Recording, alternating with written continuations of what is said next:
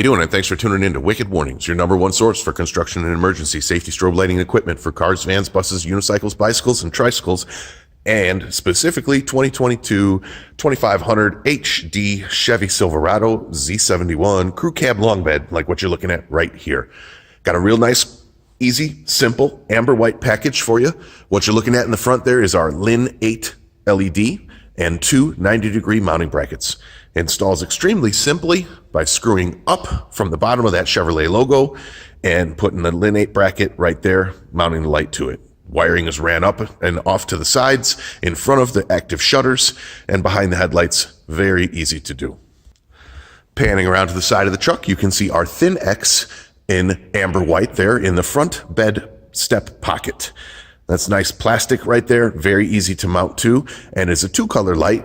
Now the Thin X, as well as the Lin 8 in the grill, have the flood feature. So if you wanted a secondary switch to steady illuminate those white, you can do that.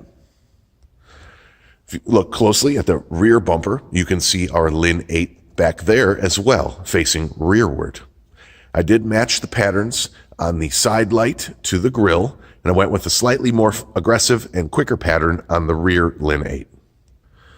Alrighty, as we obviously can see, a lot of the warning is around the back. That's how this particular client requested it. Most all the danger comes from the backside when they're pulled over on the side of the road. So what are we looking at? Our Lin 8 in that step bumper. It fits amazing, mounts horizontally. Those lights are synchronized. As you can see, the amber wigwags left to right, and that's a triple flash alternating color pattern, one of our very popular patterns.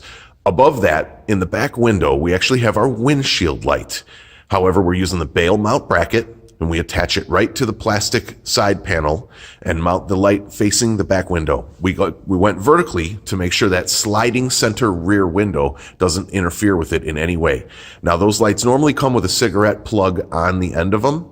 We chop that off, and in that harness, you'll find a synchronization wire. So you can see we have the alternating amber and white, just like the lower bumper lights in that rear window. Now, they're not synchronized with the lower bumper lights. They're different products. One's a windshield light, one is a Lin 8. However, they may sync. I haven't played with that. I did synchronize the two lights in the back window to alternate, as you see. Right between that is our cargo light auto flasher module. That's a specific module Wicked Warnings makes to flash that factory cargo light. You do this via cutting a wire on the passenger side of the dashboard near the A-pillar or in the A-pillar, depending on the year. That wire is what affects that cargo light. There, at that cut, you install our module and power it off of a standard 12-volt switch. That's how we're able to use that factory cargo light as a strobe light. And of course, you do not lose any factory function when the switch for strobe lighting is off. Your cargo light remains totally normal and works as it intended to work from the factory. You don't lose any function with the auto flasher module. There's a little neo angle here for you of this particular truck. I like this package. It takes advantage of a stealth install, so when you turn everything off, it's nice and sleek. There's no overhead light bar to get snagged or rub on any garage doors, and it's overall a pretty impressive, effective amber white package. From all angles of the truck, you can see multiple light heads, and again, in the front, kept it nice and simple with just two grill lights. Here's your side profile one more time. You can see how even though that rear light is facing backwards, you get a really good reflection off of that whole step. And it does bounce around, and you can see it effectively from the side. Not as bright as directly on, of course, but that rear light does have effectiveness for side warning, even facing straight backwards. Again, that light in the rear and the grill is our Lin 8. And that light on the side is our Thin X LED. So I'm gonna wrap this one up. We're keeping it under 5 minutes. It's fairly simple install. This particular one is using one toggle switch to do everything. However, if you have factory switches, that'll work too. We are using one switch for all the flashing. You can elect to use multiple switches, totally up to your choice, but that's how we're doing this one. Check the description out for all the links to everything. Make sure you watch the other video, the more in-depth video about wiring that'll be attached as well, and we'll go from there. Thanks again for tuning in to Wicked Warnings. We'll talk to you soon on the next vid. All right, guys, so this is the in-depth, more technical portion of this particular video on this beautiful silver Chevy Silverado. We're going to go front to back, and I'll tell you kind of how I wired it, and hopefully everything will make sense and you can do your own job just the same way. In the front, two Lin 8s, fairly simple. 90-degree bracket screwed from the bottom up right underneath that Chevrolet logo, centered up in those great big octagon, or I think it's an octagon, more horizontal rectangular opening right there. We center it up, and we did need to splay open that bracket a little bit. It's probably more about 105 degrees right now. The easiest way I found to do that, mount the light and then just simply bend the light down a little bit while pushing up on the bracket with a screwdriver, or you can use a vise as well. Anyway, you want to open the bracket up to drop that light down just a tiny bit so it's not pointing up at the sky. When you first mount the bracket, you'll see kind of points the light up a little bit. We want to make it more level so the light faces straight forward. Now, we extended both of those lights very easily with our 22-5. We extended them all the way into the cabin of the truck where we made our synchronization connection. We selected our patterns, we joined our power and our ground, and we fed it power from our switch. Now, if you have factory switches, you'll be doing the same procedure, coming into the inside of the truck and connecting to your factory switch. If you have an aftermarket switch like we did, same deal. So we're going to put 25 feet of our 22-5 for those front two lights to bring them inside. Connect 22.5 to each light. You'll be able to run that wiring right up and over the top of the active shutters, or you can drill a small hole to the side nearest the inboard side of that headlight by the active shutters, and you can run it through there. Moral of the story, don't go through the active shutters, don't pinch your wiring in the shutters, and don't impede those shutters in any way. They need to function and move, or the truck might throw a code. Where do you go through the firewall? This is where we like to go through, right here. You can see it there directly under that factory cable running there. We put a 3/4 grommet in it. We drill a clean 3/4 hole, and that's where we like to push our wiring through. Mainly because the factory grommet that's way up on the right-hand side is oftentimes already filled with the auxiliary switch kit. So if you have factory switches, you won't have room in that factory grommet usually to run more wiring through, and you might need to drill this 3/4 hole. We're going to supply the 3/4 grommet for you so you can drill it if needed. If not, just put the grommet in your toolbox for a later date. Here you can see where we're using a single rocker switch right in the same location as your factory auxiliary switches would be. So you could mount two switches here as well if you feel you want to take advantage of the flood feature, or you want to split up front and rear, order an extra switch and wire as needed.